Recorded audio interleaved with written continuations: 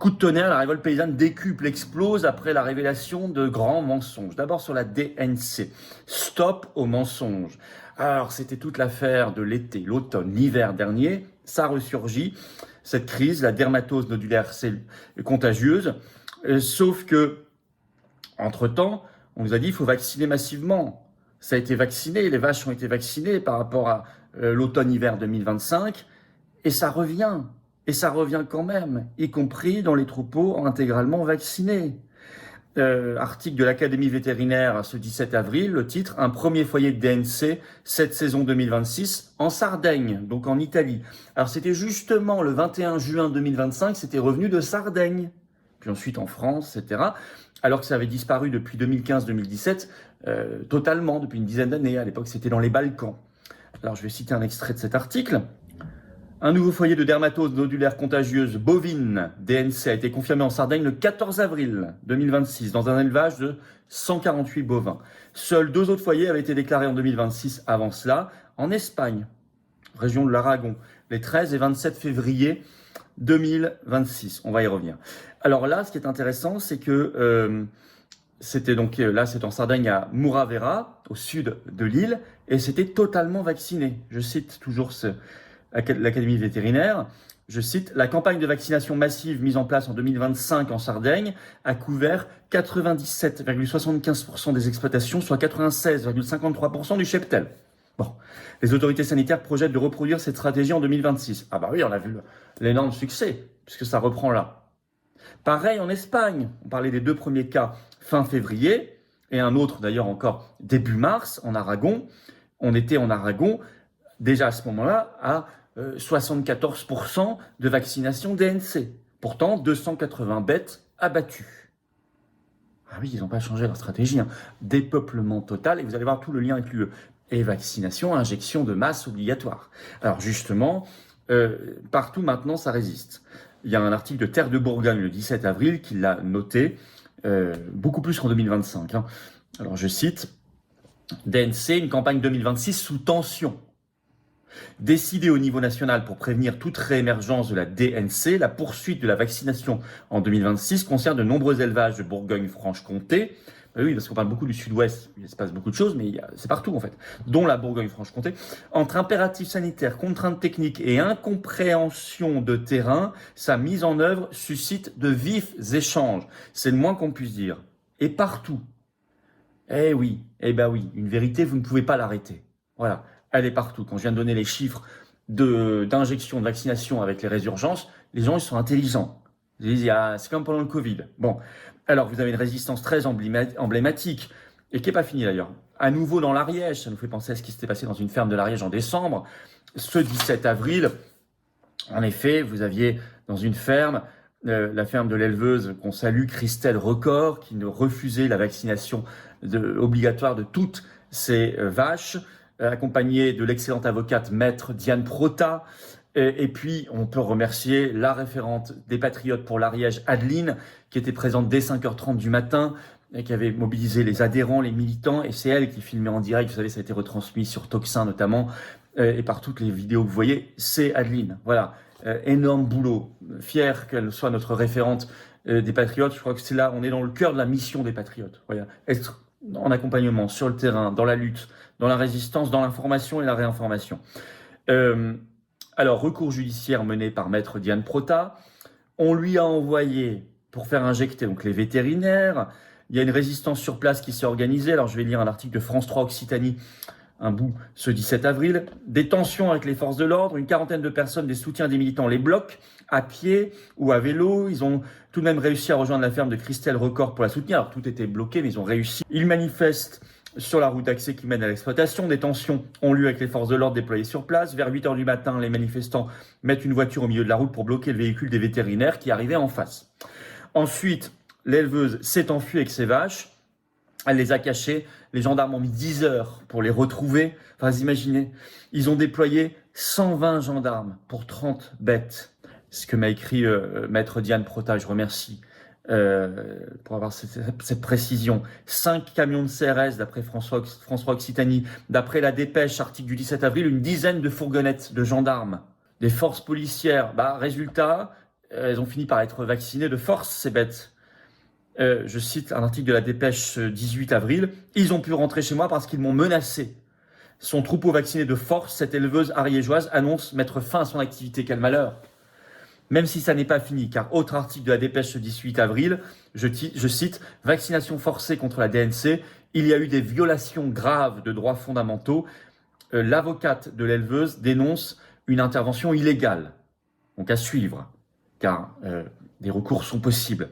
Je l'espère, je le pense. En tous les cas, l'avocate, Maître Diane Brotta, est sur le combat, voilà, en dénonçant donc des violations graves des droits fondamentaux et une intervention illégale. Donc il faut que ça se paye. Alors, c'est une folie. Imaginez pendant ce temps-là les narcotrafiquants, les criminels, les assassins, les voleurs, les cambrioleurs. C'est inimaginable. Inimaginable de déployer avec autant d'agressivité d'ailleurs, tant de force. Vous savez, moi j'ai toujours en tête les 9 gendarmes mobiles de la ferme de l'Ariège, une autre ferme en décembre qui avait baissé le casque pour dire non, on n'obéira pas à ces ordres indignes, illégaux. Force à eux. Est-ce qu'ils ont été virés? Non. C'est ça l'astuce, c'est que vous pouvez le faire. D'abord, il ne faut pas être seul, il faut être plusieurs, mais ensuite, le ministère de l'Intérieur avait dit ça n'existe pas. Donc si ça n'existe pas, il ne peut pas y avoir de traces administratives, donc il ne peut pas y avoir de sanctions. Voilà. Alors si vous n'êtes pas 9 mais 90 en plus, ça change tout. Je ne dis pas que c'est facile, mais je dis que ça a été fait. En décembre, au même moment d'ailleurs, moi j'étais avec les paysans à Bruxelles, on se faisait gazer par la police belge, j'ai 2 fois d'ailleurs dans la journée, face aux institutions européennes. D'ailleurs on a l'habitude, il faut être sur le terrain, on ne peut pas être les seuls, on n'est pas les seuls, mais enfin en termes de mouvement politique, si. Voilà, ça c'est un problème. Que font les autres partis politiques? Bougez-vous. On appelle les autres mouvements politiques, en tout cas ceux qui sont d'accord à peu près avec nos thèses, bougez-vous. Bougez-vous, on ne peut pas être les seuls. Il faut pas qu'on soit 40, il faut qu'on soit 400, 4000. En tous les cas, tout ça est lié à l'Union européenne. Alors regardez-moi ça. Les mesures principales du cadre européen sur la DNC incluent, je cite, zonage, création immédiate d'une zone réglementée autour de chaque foyer. Zone de protection de rayon minimal de 20 km plus zone de surveillance de 50 km. 2. Restriction stricte des mouvements d'animaux. 3. Dépeuplement total, donc l'abattage, des animaux dans l'établissement infecté. C'est l'article 12 du règlement européen 2020/687. C'est européen. En principe, abattage de tous les animaux sensibles du foyer dès que possible. Vaccination. Elle n'est pas systématique sur tout le territoire européen, mais obligatoire dans les zones réglementaires ou à risque lorsque les États membres décident. L'EFSA, Autorité européenne de sécurité des aliments, a conclu que la vaccination de masse est l'outil le plus efficace pour contenir la maladie. Je cite, ça c'est l'Autorité européenne de sécurité des aliments qui dit ça. Plus ensuite, si nécessaire, l'abattage, dépeuplement total. C'est européen, nous devons sortir de l'Union européenne. D'autant que autre gros mensonge, un poteau rose découvert sur la loi d'urgence agricole au même moment par, il faut le dire, une belle enquête qui a été faite par Marianne, sortie ce 16 avril. Alors je cite, « Loi d'urgence agricole quand la souveraineté européenne condamne les agriculteurs français ». Le projet de loi d'urgence agricole a été présenté en Conseil des ministres ce 8 avril avant un examen en première lecture à l'Assemblée nationale prévu fin mai. Donc on a encore le temps de se mobiliser, ça arrive dans plus d'1 mois. Et s'il aborde les problématiques du stockage, de l'eau, de la prédation et des moyens de production, force est de constater qu'il élude soigneusement l'enjeu pourtant crucial de la concurrence intra-européenne. Alors attendez, je vais citer, écoutez bien. Voilà qu'après le fiasco de la loi d'orientation, la loi d'urgence agricole s'avère elle aussi passer à côté de l'objectif initial, en faisant l'impasse sur un grand nombre de sujets structurants qui compliquent pourtant le quotidien des agriculteurs français sur lesquels ils n'ont eu de cesse d'alerter le gouvernement. À croire que les lois d'exception s'enchaînent pour la forme, de sorte à calmer un temps le malaise paysan sans rien résoudre sur le fond, écrit Marianne. Car même si le texte présenté en Conseil des ministres ce 8 avril fait la part belle aux problématiques de la gestion des ressources en eau ou de la prédation des moyens de production, il évite soigneusement d'aborder le véritable et principal problème, celui qui met en péril l'ensemble du système agricole tricolore, la distorsion de concurrence intra-européenne.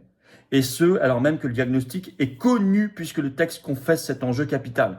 En 2024, le déficit de la France vis-à-vis des autres États membres de l'Union européenne s'est établi à nouveau et de façon constante depuis 2015 à plus de 3,6 milliards d'euros. Notre déficit agricole, il est dans l'Union européenne par rapport à l'Italie, l'Espagne, les Pays-Bas, etc. Vins et spiritueux y compris. Donc vous imaginez le reste des secteurs comme ça doit être bas. Quand l'excédent avec les pays tiers a dépassé les 7 milliards d'euros. On est en excédent avec le reste du monde. Assez large d'ailleurs, plus de 7 milliards. On est en grave déficit à cause de l'Union européenne, dans l'Union européenne. Je cite toujours. Même problématique avec l'article 4 du texte, donc la loi d'urgence agricole, qui prévoit de n'autoriser pour la restauration collective publique que les achats européens. Or, au rayon des produits de grande consommation, la viande de poulet, par exemple, est désormais bien moins compétitive en France qu'en Pologne, qui a abattu près de 1,5 milliard de volailles, rien que l'an dernier, soit le quart de la production européenne à elle seule. Donc on a envahi de poulet polonais. Alors que le kilo de filet coûte à peine 4 euros à Varsovie, son prix est du près du double à Paris. Et le poulet n'est pas le seul, au fil des années, à avoir été détrôné dans l'Hexagone par nos voisins européens. C'est la salade d'Espagne, le lait d'Allemagne, les oignons des Pays-Bas, pour ne citer que. Voilà. Donc quand on dit, on vous fait croire que c'est une avancée, vous n'avez le droit que d'acheter européen dans les cantines, non, en fait, ça va pousser à acheter encore plus, pas français, mais polonais, allemand, néerlandais, espagnol, italien, etc. Ça, je l'avais d'ailleurs analysé très vite dans un tweet sur cette loi, mais ça se confirme par les analyses. La réalité, c'est qu'il faudrait écrire, il faut acheter français. Mais on ne peut pas, puisque c'est interdit par le droit européen. Vous comprenez ? Donc le poteau rose est découvert. Donc voilà, tous ces mensonges sont démasqués, DNC, loi d'urgence agricole, tous sont liés de près ou de loin à l'Union européenne, à notre appartenance à l'UE, donc il faut en sortir, Frexit. Et en même temps mettre des foyers de résistance partout. Les patriotes sont là, il faut que tout le monde y soit. C'est un appel national que je lance. Encore une fois, on ne peut pas être le seul mouvement politique français à être sur le terrain. Il faut que tout le monde y soit.